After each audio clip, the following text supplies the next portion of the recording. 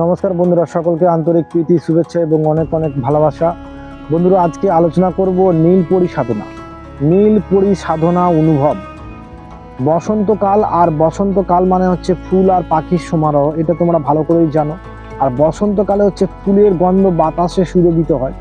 তো এই রকমই একটি বসন্তকালের সময়ে নীলপরি সাধনার জন্য আমরা সিমলাপালের জঙ্গলে গিয়েছিলাম। আর সিমলাপালের জঙ্গলে গিয়ে যে সাধনাটি আমরা অনুভব করেছিলাম সেইটাই তোমাদের সাথে শেয়ার করছি এবং আলোচনা করছি।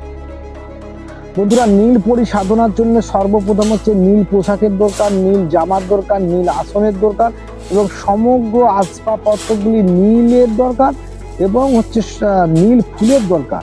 নীল অপরাজিতা ফুল এবং নীল রঙের যে সমস্ত ফুলগুলি হয়ে থাকে সেগুলি কিন্তু নীলপরি সাধনার জন্য দরকার। তো আমরা যখন বাঁকুড়া সিমলাপালের জঙ্গলেতে গিয়েছিলাম নীলপরি সাধনার কালে, ঠিক এই সময় এই প্রাককালে এবং বসন্তকালের সময় আমরা কি গিয়েছিলাম। তো বাঁকুড়া সিমলাপাল জঙ্গল কিন্তু একটা বিখ্যাত ভয়ানক জঙ্গল এবং এই জঙ্গলে বাঘ, হাতি, সিংহ থেকে শুরু করে যাবতীয় জীবজন্তু কিন্তু আছে। খুব ভয়ানক জঙ্গল, ঠিক আছে। বিশেষ করে গুরুদেব জঙ্গলে যেতেন, তার কারণটা হচ্ছে যে জঙ্গলে বিভিন্ন রকমের গাছগাছড়া, শিকড়, এই সমস্ত অমূল্য গাছগাছড়াগুলো পাওয়ার জন্য, তোলার জন্য কিন্তু শীত ঋতুতে, বসন্ত ঋতুতে যাওয়া হয় এবং সেখানে বিভিন্ন রকমের গাছপালা কিন্তু পাওয়া যায়, ঠিক আছে। তো এই সমস্ত অমূল্য গাছপত্র সংগ্রহ করার জন্যই কিন্তু তিনি যেতেন। বিশেষ করে বসন্তকালে হচ্ছে যে শাল গাছের যে আঠা, ধুনোর জন্য ওটা প্রয়োজন, ওই শাল গাছের আঠা, তারপরে শাল ফুলের মল, অর্থাৎ মল দিয়ে বিভিন্ন রকমের খাবার, ওষুধ তৈরি করা যায়। তারপর হচ্ছে বিভিন্ন গাছগাছরা, আপাং গাছ বলো, তারপরে অনন্ত মূল গাছের কথা বলছি, অনন্ত মূল বলো, আরও অসংখ্য যে সমস্ত গাছ, সেই সমস্ত গাছগাছরা সংগ্রহ কিন্তু করার জন্যই আমরা গিয়েছিলাম। তো আমরা যখন প্রথম দিন যাই, সেই দিনটা ছিল শুক্রবার। যে কোনো পরিসাধনার জন্য উপযুক্ত সময় হচ্ছে শুক্রবার। তো শুক্রবারে যখন আমরা যাই, শুক্রবারে যাওয়ার পর গুরুদেব নিয়ে গিয়েছিল ওনার এক ভক্তের ঘরে। তো তিনি একজন আদিবাসী ঘর, তো আদিবাসী ঘরে আমরা কিন্তু ছিলাম, ঠিক আছে। তো ভক্তের ঘর, তো খাওয়া দাওয়া করার পর গুরুদেব আমাকে কিন্তু বললো যে চল, যেখানে তোকে সাধনাটা করতে হবে সেই জায়গাটা তোকে দেখিয়ে আনি, ঠিক আছে। তো আমি তো জানি না যে জঙ্গলের মধ্যে যে হিংস্র জীবজন্তু আছে, হাতি আছে। আর দিনের বেলা জঙ্গলটা কিছু মনে হয়নি, জঙ্গলটা পরিষ্কার পরিচ্ছন্ন জঙ্গল, আর চারিদিকে শাল ফুল ফুটে আছে বন্ধুরা। মানে পরিবেশটা এত সুন্দর, এত রোমাঞ্চকর যে লাল শাল ফুলগুলো ফুটে আছে, ঠিক আছে। তো বাঁকুড়ার জঙ্গল তোমরা যদি নেটে সার্চ করো, ইউটিউবে সার্চ করো, বাঁকুড়ার জঙ্গল মানে হচ্ছে পলাশ ফুল আর শাল ফুলের একটা মিশ্রণ বলতে পারো। অজস্র শাল ফুল ফুটে আছে। সত্যিকার কথা বন্ধুরা বলছে যে আমি সাধনার যখন সময় প্রাককালে গিয়েছিলাম, তো জায়গাটি এত সুন্দর এবং এত পরিষ্কার পরিচ্ছন্ন জায়গা, না বললে মানে না দেখলে কিন্তু বুঝতে পারবে না। তো চলো ভিডিও না বাড়িয়ে সাধনাটি কিভাবে শুরু করলাম বা সাধনাটা কিভাবে করলাম নীলপরিতে আলোচনা করে নিচ্ছি। দেখো, নীলপরি সাধনার জন্য সর্বপ্রথম যেটা করতে হয়েছে, নীলপরি যন্ত্র অঙ্কন করতে হয়েছে, ঠিক আছে। তো নীলপরির যন্ত্র হচ্ছে নীল আবির দিয়ে নীলপরি যন্ত্র অঙ্কন করেছে, ঠিক আছে। তো নীলপরি যন্ত্রটা হচ্ছে চক্রাকার আকার, পদ্ম ফুলের মতো যন্ত্রটা অঙ্কন করতে লাগে, ঠিক আছে। তো তার মধ্যে কিছু হিডেন মন্ত্র আছে, সেই মন্ত্রগুলো ওখানে লিখতে লাগে, ঠিক আছে। এবার আসন হয়েছে, এই নীলপরি সাধনাটা কিন্তু পূর্ব দিকে করতে লাগে। কারণ অনেকে সাধনা কিন্তু বেশিরভাগ ক্ষেত্রে সাধনা দেখবে উত্তর দিকে বা দক্ষিণ দিকে করে। নীলপরি সাধনা কিন্তু করতে হবে পূর্ব দিকে করতে হবে। আর এই নীলপরি সাধনা কিন্তু যে প্রথমে পেজ সাধনা করেছে, পিসাজ সাধনা করেছে, তারপরে কিন্তু এটা করতে পারে, ঠিক আছে। তাহলে কিন্তু এই সাধনা সে করতে পারবে না, কারণ এটা খুব ভয়ানক জিনিস। তো সন্ধ্যের দিকে গুরুদেব সন্ধ্যের দিকে আমাকে বললো ঠিক আছে চল, তো সাধনার জায়গায় তোকে দেখিয়ে দিয়ে আসে। তো সন্ধ্যের দিকে আমরা কিন্তু চলে গেলাম, ঠিক আছে। তো চলে যাওয়ার পর কি হলো, জিনিসপত্র সামগ্রীগুলো তোমাদেরকে একটু বলে দিচ্ছি। সেটা হচ্ছে যে মোমবাতি লাগবে, ঠিক আছে। মোমবাতি হচ্ছে, ধূপ লাগছে, দ্বীপ লাগছে, কালো রঙের প্রদীপ লাগছে, ঠিক আছে। আর নীলপরির জন্য খাবার হচ্ছে সাদা মিষ্টি, যত রকমের সাদা মিষ্টি আছে, দামি দামি মিষ্টি তুমি ইউজ করতে পারো, সাদা মিষ্টি। তো এবার সমস্ত উপকরণগুলি, ঠিক আছে, সমস্ত উপকরণগুলি সাজিয়ে নেওয়ার পর গুরুদেব তখন রাত্রি বাজছে প্রায় 11টা বাজছে, উনি বললেন ঠিক আছে তাহলে তুই সাধনা কর। তো এবার সাধনা আমি যখন শুরু করলাম, তখন বিষয় হচ্ছে দেখো, সাধনার জন্য প্রথমে হচ্ছে যেটা হচ্ছে যে আসন শুদ্ধি, জল শুদ্ধি, ফুল শুদ্ধি, দেহ শুদ্ধি, এই সমস্ত মন্ত্রগুলো জানতে হবে ভাই, ঠিক আছে। এই সমস্ত মন্ত্রগুলো না জানলে সাধনা হবে না। যত সাধনার ভিডিও দেখো, এটা দেখো, ওটা দেখো, কোনো কার্যকরী নেই। প্রথমে হচ্ছে ফুল শুদ্ধি, তারপরে জল শুদ্ধি, তারপরে আসন শুদ্ধি, তারপরে হচ্ছে তোমার দেহ শুদ্ধি, এই সমস্ত মন্ত্রগুলো বলতে হবে, ঠিক আছে। আমি এর আগের ভিডিওতে তোমাদেরকে আলোচনা করেছি ফুল শুদ্ধি মন্ত্র কি, জল শুদ্ধি মন্ত্র কি, ইত্যাদি ইত্যাদি, তোমরা কিন্তু ভালো করে জানো। যারা আমার পুরনো অডিয়েন্স তারা কিন্তু জানো, ওই ভিডিওগুলো দেখে নিন, ঠিক আছে।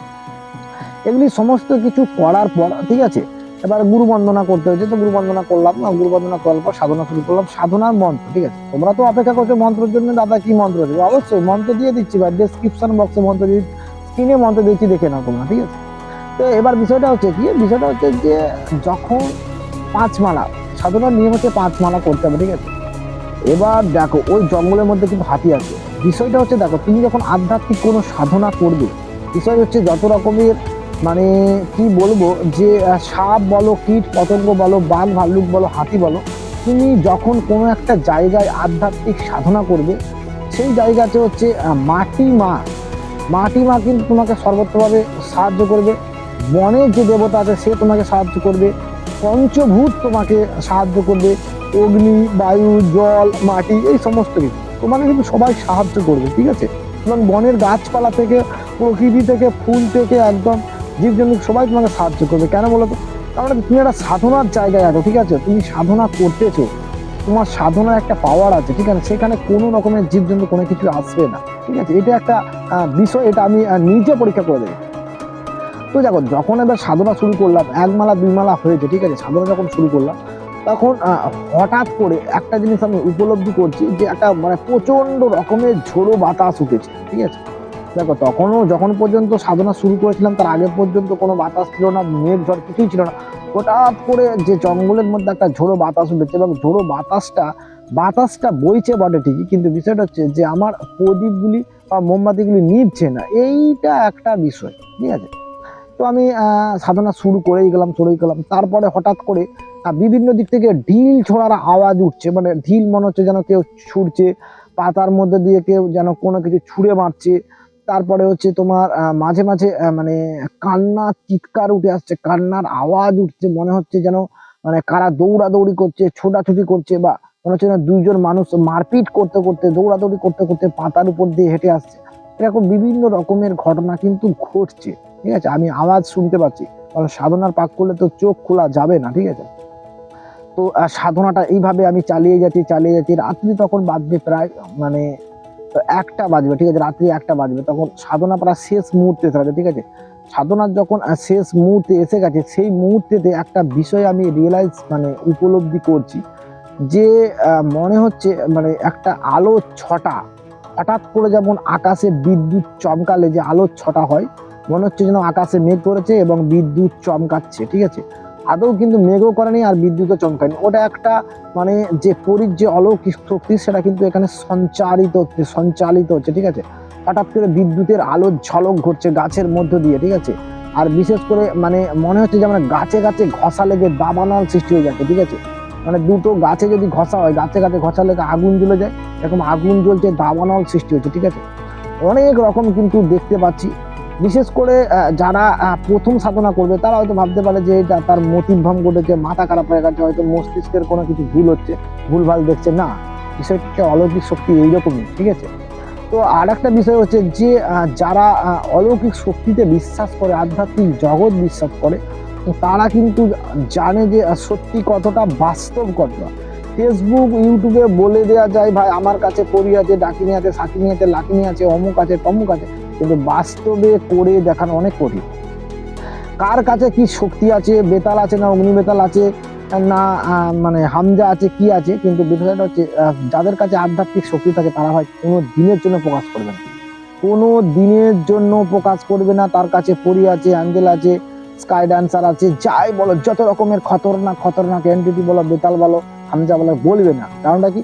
কারণটা হচ্ছে আধ্যাত্মিক শক্তি যারা সাধনা করে রেখেছে, যাদের কাছে এই ধরনের অ্যান্টিটি আছে, তারা কিন্তু প্রকাশ করেন, আর তারা কিন্তু মানুষের ক্ষতিও করেন, আর তাদের কিন্তু অর্থেরও কষ্ট হয় না, টাকারও কষ্ট হয় না, তাদের কিন্তু চলে যায়। বিষয়টা হচ্ছে যে আধ্যাত্মিক শক্তি একটা আলাদা শক্তি, এবং এই সমস্ত অ্যান্টিটিগুলি আলাদা। যাই হোক, ভিডিওটা অন্যদিকে না নিয়ে গিয়ে মেন কোথায় আসছে। তো সাধনার যখন পাককালে আমি চলে আসছিলাম, ঠিক আছে, সাধনার শেষ মুহূর্তে যখন আসছি, তো শেষ মুহূর্তে এইরকম বিদ্যুতের ঝলক হচ্ছে, মনে হচ্ছে যেন আকাশে প্রচন্ড মেঘ গড়েছে, চারিদিকে বিদ্যুৎ চমকাচ্ছে, এরকম একটা সিচুয়েশন হচ্ছে। আর একটা জিনিস আমি উপলব্ধি করেছিলাম, যেটা হচ্ছে যে মানে চুরির শব্দ হচ্ছে, মনে হচ্ছে যেন নপুর করে কেউ হেঁটে আসছে, চুরির শব্দ হচ্ছে, এইরকম ধরনের। তো পরি সাধনার নিয়ম হচ্ছে, পরি দেখো তোমাকে ওই একদিন সাধনা করলে তোমাকে দর্শন দেবে না। ঠিক আছে, তো পরি সাধনার নিয়ম হচ্ছে সাধনা তো 21 দিন করতে হবে, আর ওখানে যে আমরা গিয়েছিলাম, তো 21 দিন থেকে কিন্তু সাধনাটা কমপ্লিট করেছিলাম। আমি তোমাদেরকে একদিনের অভিজ্ঞতার কথা বলছি, প্রথম দিনের অভিজ্ঞতার কথা বলছি। তো পরি কিন্তু তোমাকে এরকম দর্শন দেবে না যে মানুষের মতো তার শরীর আছে, এরকম না। যত রকমের অ্যান্টিটি আছে, শক্তি আছে, যত রকমের পেট পিসাদ ভূত যাই বলো, তাদের হচ্ছে শরীর হচ্ছে স্থূল শরীর, একটা অবয়ব অবয়ব অবয়ব ছাড়া কিচ্ছু নয়। যত রকমের শক্তি আছে সবার ওই শক্তিগুলি হচ্ছে, যে সমস্ত অ্যান্টিটিগুলি আছে ওগুলি হচ্ছে অবয়ব, স্থূল শরীর। ওদের কিন্তু আমাদের মতো এরকম শরীর নেই, ওগুলো হচ্ছে অবয়ব আকারে, স্থূল শরীর আকারে।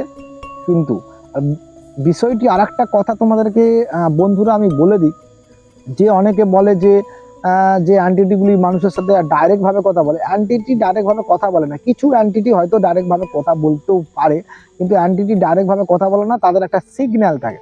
সিগন্যালে বুঝে নিতে হবে সে কি বলতে চাইছে, কি কাজ করাতে চাইছে, ইত্যাদি ইত্যাদি। এবং অ্যান্টিটি ডাইরেক্ট সাধকের সাথে কথা বলবে, তবে সাধনা শেষ স্তরে যেতে হবে ভাই। তুমি মনে করো ক্লাস 1 পড়লে 2, 3, 5, 6, 7, 8, 9, 10, 11, 12, তারপরে মাধ্যমিক, উচ্চ মাধ্যমিক, গ্রাজুয়েশন, তারপরে MA, BEd, তারপরে ডক্টরেট, ঠিক আছে। তো সাধনা স্টপে যাচ্ছে, তবে কিন্তু করতে পারবে। আমি যদি ভাই তোমাদেরকে বলি যে অনেক ধরনের সাধনা জানি, অনেক রকমের শক্তি আমি পুষে রেখেছি, ইত্যাদি ইত্যাদি, এগুলো ভুল, ঠিক আছে। বিষয়টা হচ্ছে সাধনা স্টেজে আছি, সাধনা স্টেজে আছি, সাধনার জায়গায় আছি, সাধনা করার চেষ্টা করতেছি এবং উপলব্ধি করতেছি, এটাই। কিন্তু বিষয় হচ্ছে যে কেউ সাধনা পুরোপুরি কমপ্লিট করতে পারবে না, এক জন্মে সাধনা হয় না। সাধনা করতে গেলে জন্মান্তরে সাধনা করতে হবে, তবেই সাধনা হয়, এক জন্মে কিন্তু সাধনা হয় না। আর একটা কথা হচ্ছে যে সাধনার জন্য গুরুর খুব প্রয়োজন, সত্যিকার গুরু, সৎ গুরু, ভালো মানুষের প্রয়োজন আছে, নাহলে কিন্তু সাধনা করা যাবে না। তো বন্ধুরা এইভাবে মানে নীলপরি সাধনাটি বাঁকুড়া জঙ্গলে শুরু করেছিলাম। সুন্দর পরিষ্কার পরিচ্ছন্নময় এক পরিবেশের মাধ্যমে কিন্তু আমি সাধনাটা শুরু করেছিলাম এবং শেষ পর্যন্ত সাধনাটি কমপ্লিট করেছিলাম। এবং সাধনাটি কমপ্লিট করার পর স্বপ্নে পরি আমাকে দর্শন দিয়েছিলেন এবং তিনি কিছু কথা বলেছিলেন তেনাকে হাজির করার জন্য। সেই কথাগুলি সম্পূর্ণ হিডেন এবং গোপন। সাধনার কিছু নিয়ম, কিছু পলিসি আছে যেগুলো ভিডিওতে সব কথা, হিডেন কথা, গোপন কথা কিন্তু আলোচনা করা যায় না। তো ভিডিওটা বন্ধুরা আমরা শেষ পর্বে এসে গেছি, ভিডিও শেষ পর্বে। তো ভিডিওটা শেষ করার আগে একটাই কথা বলবো যে ভণ্ড তান্ত্রিক তন্ত্র মন্ত্র থেকে দূরে থাকবেন। যারা বলে যে টাকার মাধ্যমে কাজ করে দেবে, তারা কিন্তু সম্পূর্ণ ভুল করে। সেগুলো হচ্ছে ভণ্ড তন্ত্র মন্ত্র তান্ত্রিক। দেখো, যারা তন্ত্র সাধনা করেছে, আধ্যাত্মিক জগতের মানুষ, তারা কিন্তু বিনা পয়সাতেই কাজ করে। হতে পারে 200-500 টাকা, 1000 টাকা খরচা হতে পারে, সেটা ঠিক আছে। তিনি তন্ত্র মন্ত্র যিনি কাজ জানেন, যিনি আধ্যাত্মিক জগতের কাজ জানেন, তিনি চেষ্টা করেন নিঃস্বার্থভাবে মানুষকে কাজ করে দেওয়ার, নিঃস্বার্থভাবে মানুষকে উপকার করা। লোভ লালসা থেকে তারা কিন্তু দূরে থাকে। তারা চেষ্টা করে এই প্রকৃতির বুকে মানুষকে সাহায্য করে দেওয়ার জন্য। তাই নয় যে ভণ্ড তন্ত্র মন্ত্র বা তান্ত্রিকদের পাল্লায় তোমরা পড়লে বা অ্যাস্ট্রোলজারদের পাল্লায় পড়লে তোমাদেরকে অনেক টাকা খরচা করিয়ে দিল, এরকম কিছু কিন্তু নয়। আরেকটি কথা সর্বলাস্ট বলবো যে তন্ত্রমন্ত্র ভিডিও দেখে ভাই কেউ কোনো ক্রিয়া করবেন না। যদি আপনারা ক্রিয়া করে থাকেন সেই ক্ষতি কিন্তু আপনাদেরই হবে। কারণ তন্ত্রমন্ত্র বিষয়টা যতটা সহজভাবে আমি তোমাদেরকে বলছি, বিষয়টা ততটা সহজভাবে নয়। যদি কারো মনে হয় যে তন্ত্রমন্ত্র বিশ্বাস করি না, অ্যান্টিটি বিশ্বাস করি না, রাত্রি 12টার সময় শ্মশানে গিয়ে একবার দেখো ভাই, বুঝতে পারবে যে তন্ত্রমন্ত্র কি, অ্যান্টিটি কি, বা গোরস্থানে গিয়ে দেখো, ঠিক আছে। ব্যাপারটা যতটা সহজভাবে বলছি ততটা সহজ নয়। তন্ত্রমন্ত্রের অনেক ভাগ আছে, অনেক বিষয় আছে। তন্ত্রমন্ত্র হচ্ছে সাগরের জলের মতো অসীম, তার শেষ নেই। দেখো, একটা কথা তোমাদেরকে বলি, রাবণের কথা বলছি, ঠিক আছে।